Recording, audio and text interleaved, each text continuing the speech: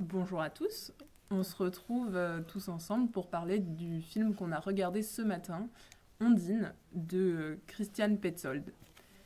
Ondine est résumée par le Festival Premier Plan comme ceci. Ondine vit à Berlin, elle est historienne et donne des conférences sur la ville. Le jour même de sa rupture avec Johann, elle rencontre un nouvel amour, Christophe, qui semble inconditionnel. Le mythe ancien la rattrape pourtant. Ondine doit tuer celui qui l'a trahi et retourner sous les eaux.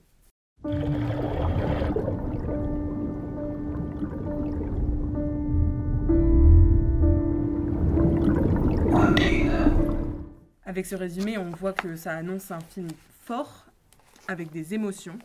On peut revenir premièrement sur ce mythe d'abord, d'Ondine. Les Ondins donc, étaient des créatures des marais, différentes des sirènes, qui elles veulent la mort des personnes. Les Ondins sont bien plus bienveillants. Cependant, lorsqu'ils tombent amoureux, ils peuvent avoir le besoin de tuer la personne qu'ils ont aimée. Tuer est alors un moyen de réintégrer le royaume de la mer, de l'eau et de l'océan. Le personnage d'Ondine dans le film de Christian Petzold est un personnage mystérieux qui brouille les limites entre réalité et fiction. Pouvez-vous en parler ? C'est vrai que déjà, juste par son prénom, on comprend très vite que déjà justement, elle est inspirée en fait du mythe. Et c'est vrai que même dans son comportement, des fois, il y a un truc très onirique et je trouve même que en même temps, des fois, elle est très humaine parce que, justement, vous parliez qu'elle est à la fois dans le mythe et dans la réalité, en quelque sorte. Et c'est vrai qu'il y a deux mondes, il y a celui de l'eau, qui est du coup lié à son mythe, et il y a celui, en fait, du musée où elle travaille. Et dans ce cas-là, elle s'intègre parfaitement à son environnement, elle est normale. Mais c'est vrai que, par exemple, quand elle interagit avec d'autres personnes, sa première rencontre avec Christophe, par exemple, elle a des réactions qui semblent bizarres, quand même. Et même, tout ce qui se passe dans l'eau, on comprend que c'est quand même pas quelqu'un c'est quelqu'un qui sort de l'ordinaire, finalement. Mais en même temps, le fait qu'elle soit freelance montre que même dans le musée et dans le côté de Berlin, elle n'a pas vraiment l'air réel, car personne ne la connaît. Elle semble presque fantomatique par rapport à plusieurs personnes. Pour moi, le personnage est très différent, du coup, comme tu l'as dit, s'intégrerait beaucoup plus dans un monde onirique. Mais je sais pas si c'est moi qui interprète des choses qui n'ont pas lieu d'être, ou peu importe. Mais j'ai l'impression que le personnage s'efforce de vraiment rentrer dans le moule d'un monde réaliste, et que vraiment il y a... Pourquoi à quel moment t'as cette impression comment dire, dans le sens, dans les moments où elle, dans les moments où, au musée, par exemple, quand elle pense à plein de trucs, parce que on voit Samou, sa tête être pensive,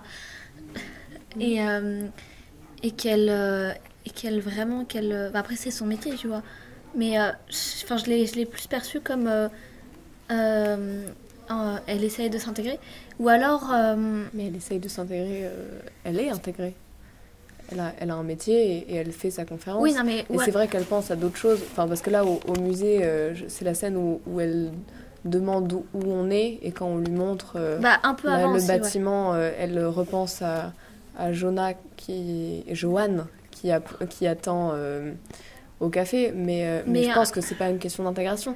Elle est parce qu'elle s'intègre pas dans la vie. Là, les deux seules personnes qui la connaissent, parce qu'on peut pas vraiment dire que Johann la connaît, mais elle s'intègre pas, et c'est pour ça qu'on voit qu'on ne la connaît pas. Elle n'a pas d'amis, même son appartement à la fin, on se rend compte que vraiment personne ne la connaît. Bref, mais je sens que, je sais pas, tu vois, je l'ai dit, peut-être j'interprète des trucs qui n'ont pas lieu d'être, mais parce que comme Marion a dit que en fait le personnage, certes elle s'intègre dans le sens où elle a un travail, ce genre de choses, mais pour moi être intégrée c'est plus le fait de faire partie vraiment. Oui, non, mais pour moi elle n'est pas intégrée. Oui, voilà, et moi j'ai dit qu'elle essaye de... Elle ne fait pas tant partie de la réalité. Oui, mais justement, j'essaye de dire... ce que j'essaye de dire, c'est que je sens une volonté de s'intégrer, même si elle n'arrive pas. Moi, je pense qu'elle n'essaie pas. La preuve, on la voit pas forcément enthousiasmée par son travail. Quand elle doit reprendre quelque chose, elle est toujours très fatiguée. On ne voit pas qu'elle porte un grand intérêt à son travail, même si l'histoire de Berlin a une grande importance dans le film. Je la vois vraiment à côté et oui, c'est comme le mythe, elle cherche l'amour et elle a été pas repoussée mais utilisée, si on peut dire, par Johan et c'est pour ça qu'elle le tue, à vrai dire, il faut le dire. Et quand Christophe meurt, elle n'a plus qu'une seule solution, c'est retourner dans son royaume, si on peut dire, là d'où elle vient, la mère. Et on remarque qu'à part Christophe, elle ne manque à personne, si on peut dire. Et à la fin, il a reconstruit sa vie et on voit à la dernière scène qu'elle est repartie d'où elle venait et qu'elle ne manquera pas plus jamais. Elle, en effet, à la fin, elle retourne dans son royaume. Cette scène, comme le personnage, est énigmatique puisque elle laisse un mystère et une question en plan. Est-ce que pour vous, Ondine est morte ? Personnellement, quand j'ai vu la scène, je n'ai pas imaginé du tout sa mort. Déjà parce que ces personnes sortent tellement de l'ordinaire que déjà, son lot, c'est vraiment son royaume. Donc entrer dedans, mourir dedans, mourir parce qu'elle va dedans, n'aurait pas vraiment de sens.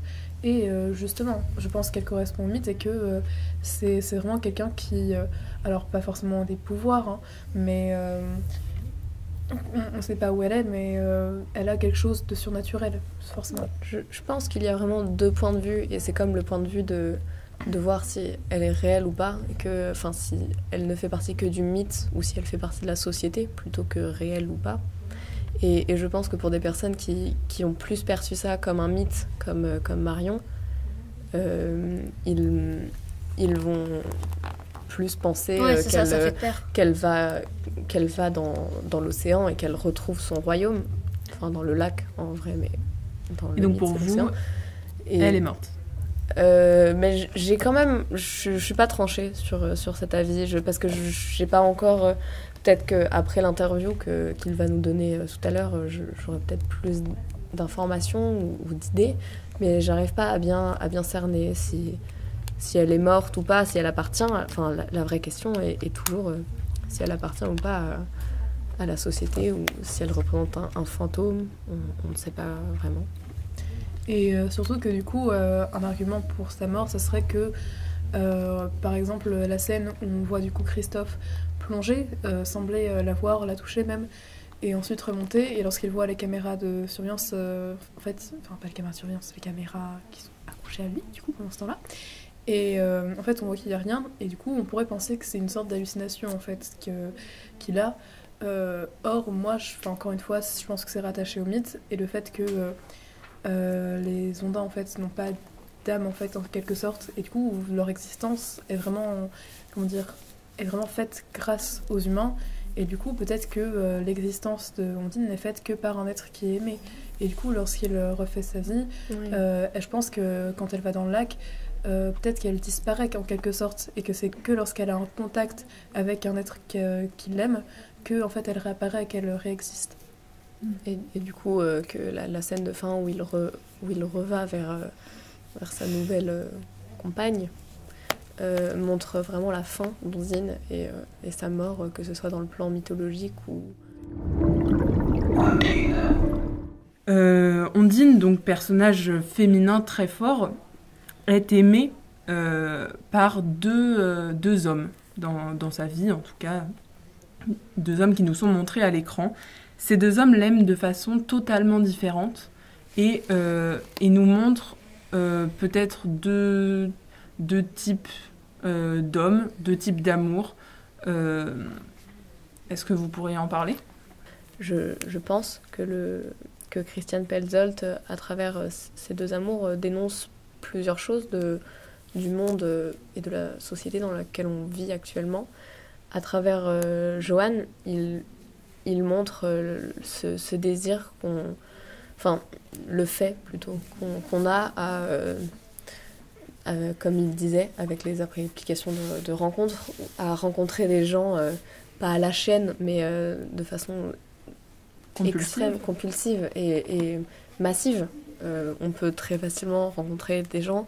Et donc, quand on aime une personne, quand on lui dit « je t'aime », on n'a pas forcément cette idée de je passerai toute ma vie avec cette personne et c'est la bonne. Et je pense que c'est assez dénoncé dans le film que Johan lui dit je t'aime alors que il est prêt à changer et c'est ce qu'elle lui dit si tu me quittes je te tue, parce que pour elle c'est quand on dit je t'aime à quelqu'un on n'est pas capable de le quitter et on l'aime vraiment et c'est un amour qui est plus transmis par Christophe qui est niais en quelque sorte et qui l'aime pas dès le premier regard mais qui tombe amoureux d'elle très vite et qui reste amoureux d'elle et qui ne l'oublie pas en quelque sorte. Il tombe amoureux d'une personne qui pour lui c'est la seule et l'unique qui restera, et quand il voit Ondine disparaître on voit qu'il en est pas vraiment guéri, parce que même après il va la chercher, il rêve d'elle, il la voit, mais il se reconstruit quand même une vie parce que oui, il a un côté aimé sans vraiment penser, sans cette pensée de je retrouverai quelqu'un, je pourrai facilement rencontrer une autre personne. Et c'est vrai que du coup, Johan, je pense qu'il a vraiment des sentiments, mais c'est simplement que une fois qu'il n'en a plus, quel intérêt de continuer même à discuter avec la personne. Mais c'est très rapide en fait, oui, le passage. Deux façons d'aimer différentes. Oui. Et même on pourrait se dire, mais pourtant, Ondine aussi, quand même passe très rapidement. Il n'y a pas de moment où il y a vraiment de rencontre. Enfin, il y a le moment de la rencontre, mais il n'y a pas le moment de la transition. Et on pourrait se dire, du coup, Ondine est pareil. Mais pourtant, par exemple, le moment où ils se croisent dans la rue, on voit bien que Johan et sa nouvelle copine, du coup, parce qu'il y en avait déjà une nouvelle, ne se tiennent... Enfin, je sais plus s'ils se tiennent la main, mais elles ne paraissent vraiment pas très proches. On sent bien que leur amour est quand même beaucoup plus superficiel que celui entre Christophe et Ondine, qui, même lorsqu'ils marchent, s'enlacent, en fait. Et c'est à ce moment-là où on l'a entendu dire « je t'aime » pour la première fois à Christophe. Et du coup, je pense que c'est aussi en rapport avec les différentes façons d'aimer. Donc une beaucoup plus rapide, beaucoup plus expéditif. Oui, en quelque sorte. Mais... Et l'autre où c'est vraiment...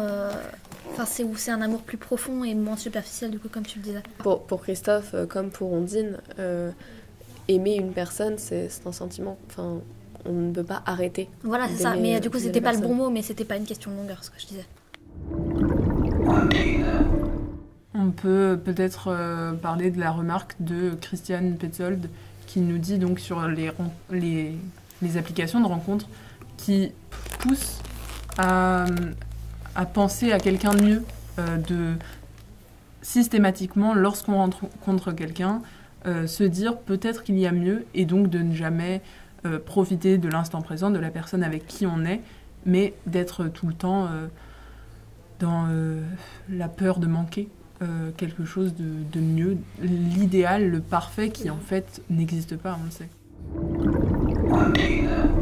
On peut peut-être s'interroger sur des questions auxquelles on n'a pas de réponse, mais que Christian Petzold va peut-être au moins éclairer dans son interview, on ne sait pas.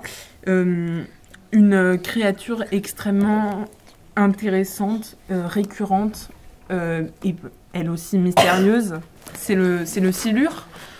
cette créature, pour vous, que représente-t-elle ? C'est très très compliqué comme question. Je ne suis pas sûre de vraiment avoir de réponse et c'est pour ça que j'ai vraiment hâte de le rencontrer. Il m'a vraiment laissé en plan. Le fait que ça soit une créature assez... Bon, mythologique non, car un silure dans un lac, ça semble à peu près normal, mais sa taille énorme, il lui fait peur. Non, il lui fait pas peur. On le voit dans ses yeux. Il est émerveillé. Oui, c'est ça. Et le fait que Ondine prend sa place, en quelque sorte, dans le lac. Ouais. Car après l'arrivée d'Ondine, on ne le verra plus. Enfin, si. On le voit à une reprise quand il la sauve, mais après cette scène, on se rend compte que quand Ondine va dans le lac pour mettre fin à ses jours ou pour rejoindre son royaume, selon l'interprétation, on ne le reverra plus comme si elle avait pris sa place. Et pour moi, c'est plutôt une sorte de guide peut-être aussi de nous, les spectateurs, plutôt une sorte d'introduction en fait vers au final aussi un peu le monde fantastique que l'on voit à ce moment-là pas encore totalement, puisque alors peut-être que c'est une taille presque normale, mais les gens sont quand même impressionnés et on voit quand même qu'il est mythique pour les gens qui connaissent bien le lac, parce que alors je ne me rappelle plus de son nom, mais ils lui ont quand même donné un nom. Exactement. Gunther, ouais. Donc on voit qu'il est quand même important, que c'est quand même un symbole du lac même.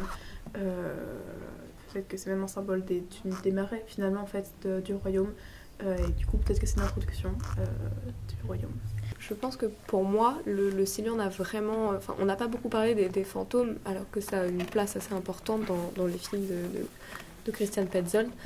Mais je n'ai vraiment pas vu le Silure comme un fantôme, car comme le disait Marion, il a une importance pour les personnes, parce qu'ils lui ont donné un nom, ils le connaissent.